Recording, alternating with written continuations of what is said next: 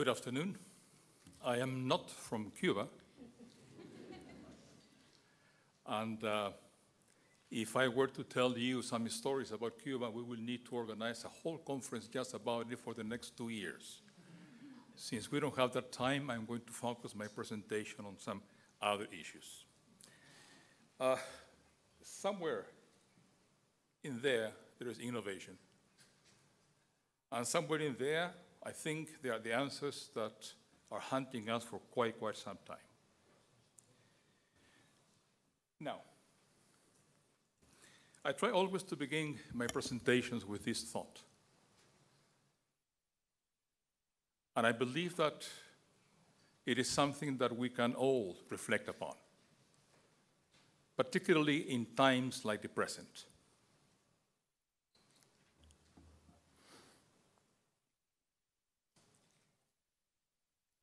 You're all familiar with these gatherings, international, global gatherings, and you're all familiar with the need for innovation. But what I believe we still have to define is innovation. Because I need that what we require is an innovative way to define innovation. And I will try to share with you why. We all search for a more equitable world, and we encounter as one of the major obstacles this dichotomy. We have been trying to solve for many decades, and the fact is that today we have not been able to do so. We're talking about how to reconcile them, how to put them together, how to have some trade-offs, how to assimilate one into the other. But one way or the other, the dichotomy persists.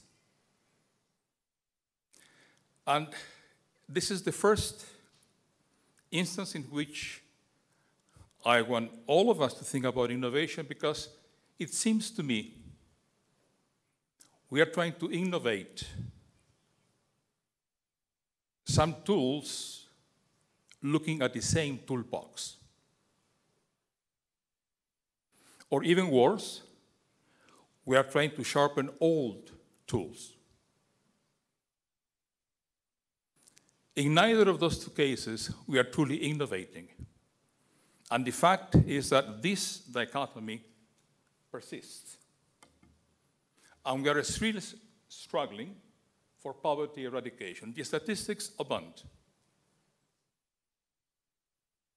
But the fact is that this is what we encounter today. We have not been able to alleviate or eradicate poverty.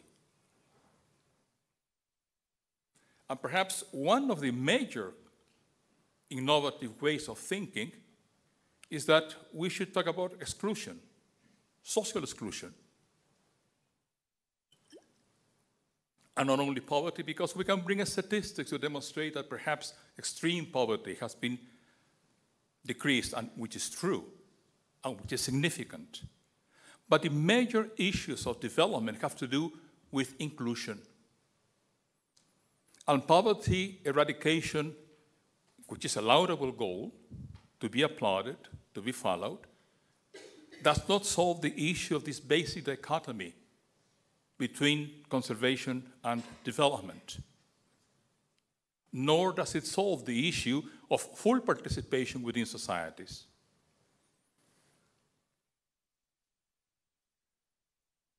Significant improvements have been achieved in the area of conservation, but some major problems remain. As you can see in these statistics, we can also show statistics that show improvement, no question about it. But the fact is that these are indications of the persistency of a problem, the answer to which we are still seeking. Let me use as an example the case of deforestation. And this, I believe, is a very telling statistic. Because according to FAO, in Australia, in 1995, there were 41 million hectares of forest, and by the year 2000, that increased to 150 million. They also indicated that the loss in the forest was not as important as previously indicated. Another organization came, the Global Forest Watch, and indicated that the loss, in fact, was 18 million hectares in 2014, 10 million in the tropics, while FAO had indicated a loss of 3.3. What happened? FAO had changed the definition of deforestation. And some of the areas that allow for possible reforestation were considered forested. And this rhetorical play with labels actually has the most important issue: how are we, the experts, treating the facts? Or what is what we're trying to demonstrate? It is a fact that in addition to poverty, inequity in the distribution of wealth is becoming a major obstacle for growth, for development, for the environment, for conservation. This, as you know, is the report from Oxfam that shows this gross disparity in the distribution of wealth that continues. So it is not only upon us to reflect upon the fact that we face this reality of this huge gap in the distribution of wealth, but also to reflect upon the fact that this gap is growing. In spite of all the efforts, in spite of developmental goals shared by international organizations, think tanks, the private sector, academic institutions, they're all concerned, but the gap is growing. And I think it's about time for us to be truly innovative and try to relate to these issues, not only to the gravity of these issues, but to the fact that we have not been able to solve them.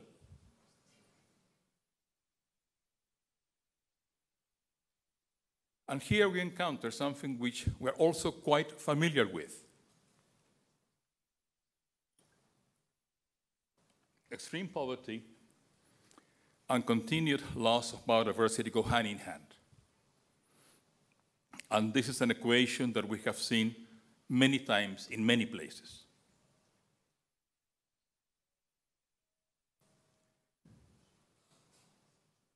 Not only we see this equation repeated in many places in the world, but particularly in areas which are the poorest in the world. Also in areas of very rich biodiversity.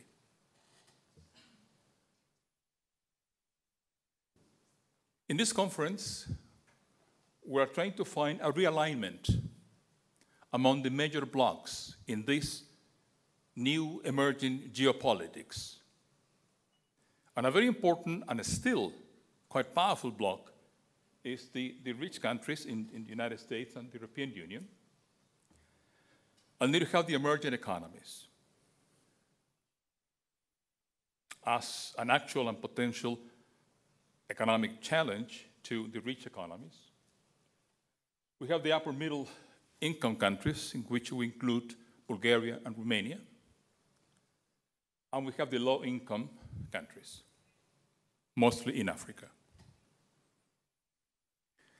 And these are the elements of a huge disparity that we are trying to realign in order to promote an order that hopefully will reconcile the whole dichotomy between economic development and conservation by promoting a green economy.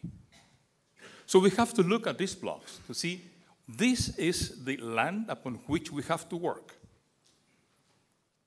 And what do we find that they have in common? They're all aligned under the dictum of market capital, of finance capital, of the market economy, all of them. Some of them trying to maintain their wealth, the rich countries. Others trying to gain terrain and consolidate their gains, the emerging economies. Others trying to move from the middle to the top. And others trying to move away from misery. All of them rely on the market economy.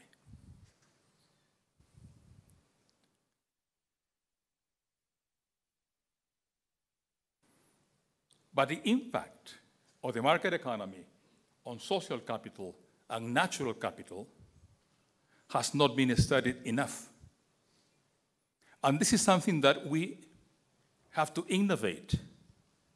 The way of thinking, the mode of reasoning that will allow us to understand what connects and separates these blocks. Because the question, you see, is this one. Can the market deliver a green economy? That is the central question we all face today. Because the whole world is moving more and more into the mandates of the market economy. And I'm not trying to call the market economy a villain or something like they promote conspiracies to destroy life. Not at all. It is a fact. But what we need to do is to develop a mode of reasoning that will allow us to see within the market economy, to see if in fact, can this economic model produce what we need to generate the so-called green economy? It is the market that creates conditions which make this economy impossible to solve. And for as long as we keep on looking at the same toolbox, we are going to encounter the same dichotomy.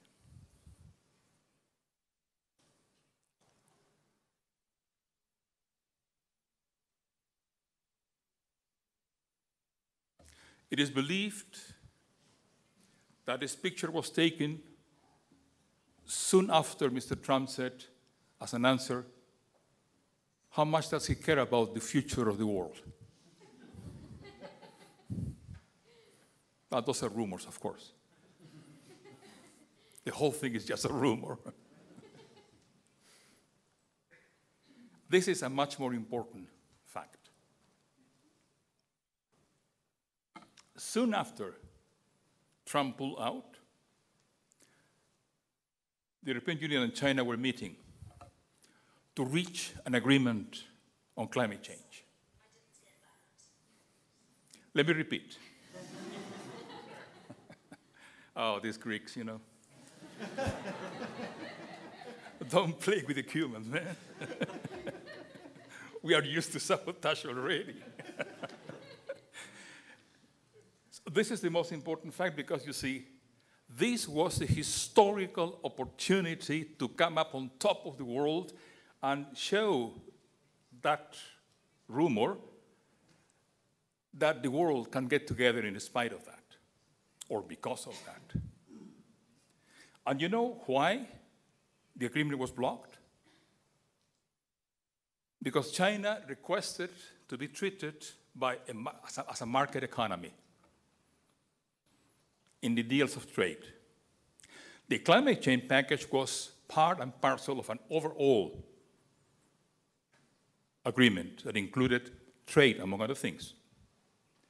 And the European Union could not promise that label because it implied a different kind of treatment, a differential treatment with a lot of risks. The Chinese delegation requested the promise of being treated as a market economy. The European Union did not accept. Mr. Trump pulled the US out of the Paris Agreement because of the mandates of the market economy. That is the environment within which we are working. That is the threat, this is the promise. I point with my finger because I haven't figured out how to use the pointing here yet, and I'm afraid I will in any case.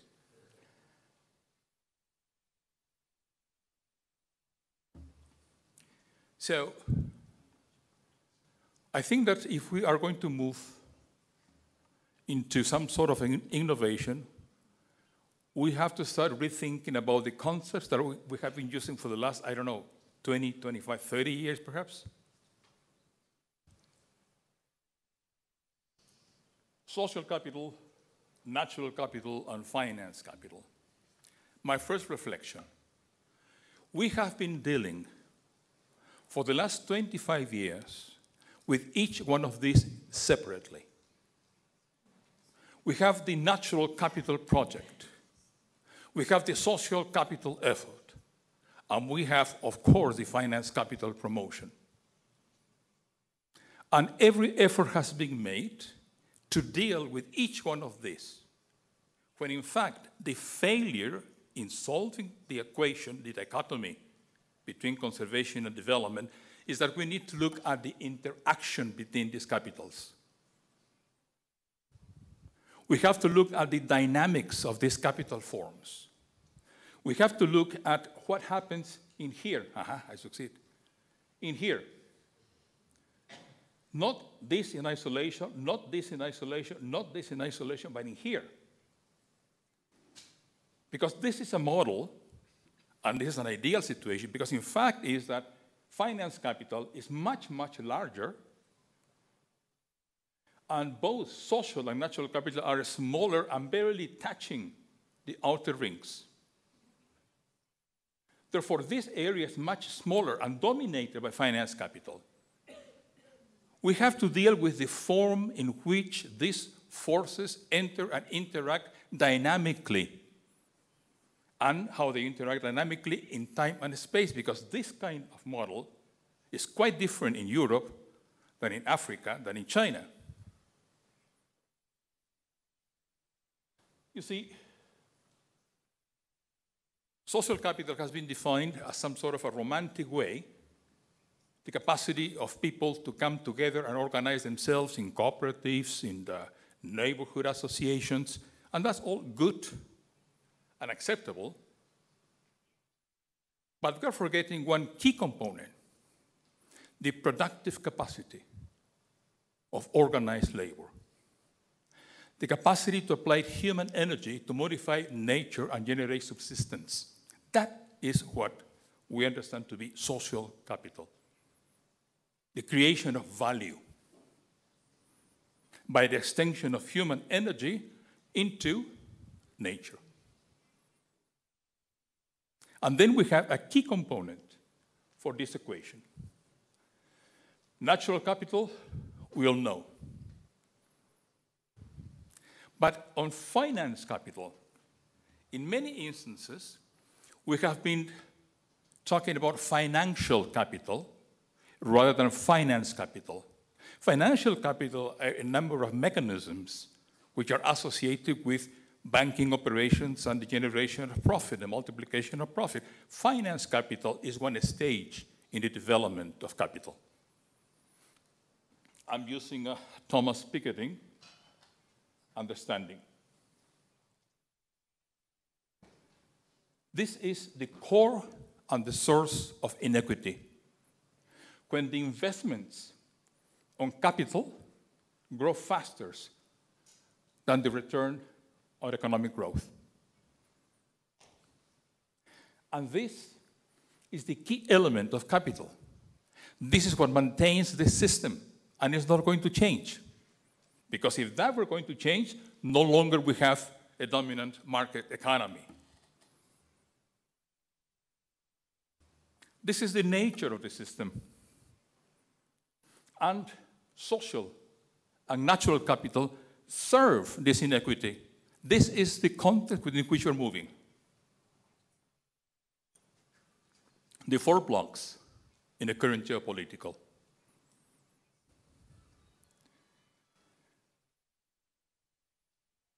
If we need to introduce an innovative mode of reasoning that we need more than just the invention of new tools, of new models, of new formulas using the old values. We need an innovative mode of reasoning that will allow us to re-understand the meaning of natural capital, social capital, and finance capital, and most importantly, to understand how they influence each other. Because, for example, payment for environmental services as an innovative finance mechanism could be understood as the strategic association between social and natural capital with the regulated participation of finance capital. And then we have truly an innovative finance mechanism that addresses the issue of social exclusion by recognizing the true value of social capital and the nature of conservation by recognizing the true value of natural capital. If somebody may ask me, okay, give me a very simple example, how this works. How can you apply this? What mechanisms can you apply to solve this? This one very simple formula. Internalize externalities. Social capital and natural capital are regarded by finance capital as externalities. If we want to solve the issue of conservation, we have the awareness, we have the knowledge, we have the caring, and we have the capital. If we have all of those things, how come we don't solve this? Because our mode of reasoning prevents us from putting all together under a different kind of perception, under a different form of relationship. It is not a matter of investing more in nature.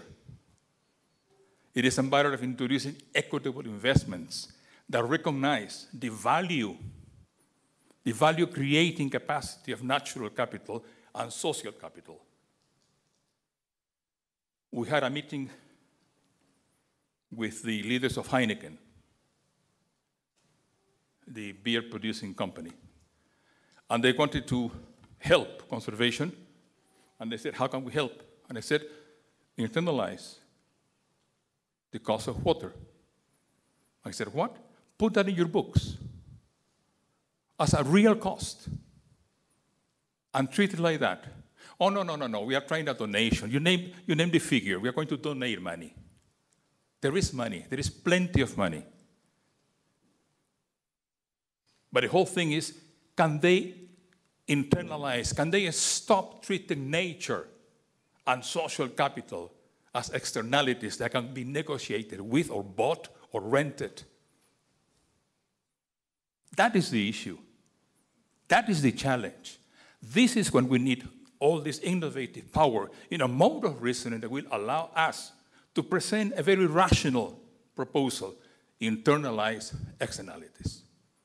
Tell the financial institutions, tell the banks, can you do that?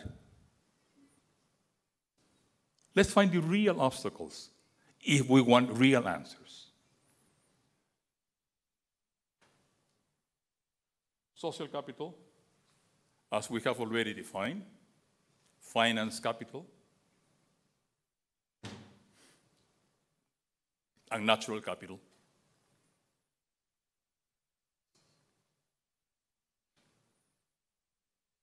And we need to find this mechanism of interaction, the dynamics among capital forms. And in order to do that, we have to take into account cultural diversity, but not culture in the sense of Western anthropology that has defined culture as this exotic place or way of behaving which belongs to somewhere in the past. Culture is the repository of the total knowledge, values, and principles that a group shares. And in order for us to be able to deal with these notions of capital, we have to understand the cultural component, and not only the traditional knowledge, which is very important to include in this equation, but culture as such.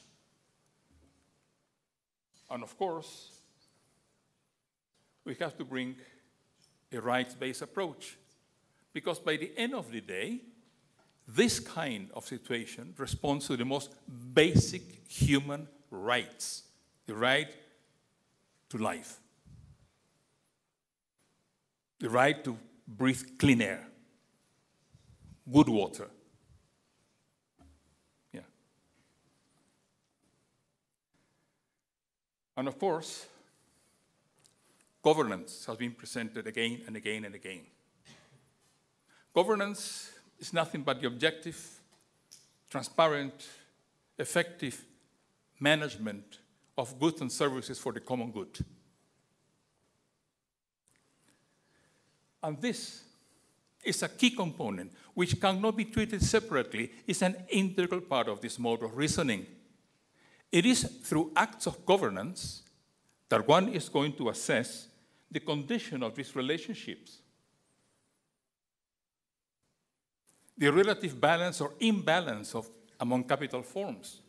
And on the basis of this diagnostic, the specific activities are going to be developed so as to resolve the separation of these capital forms. And of course, this is the area of sustainability. Another concept that has been modified, transformed, to indicate financial self-sufficiency.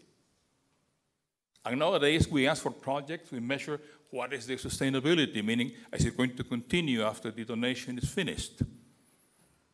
That has to do with financial self-sufficiency, but not sustainability.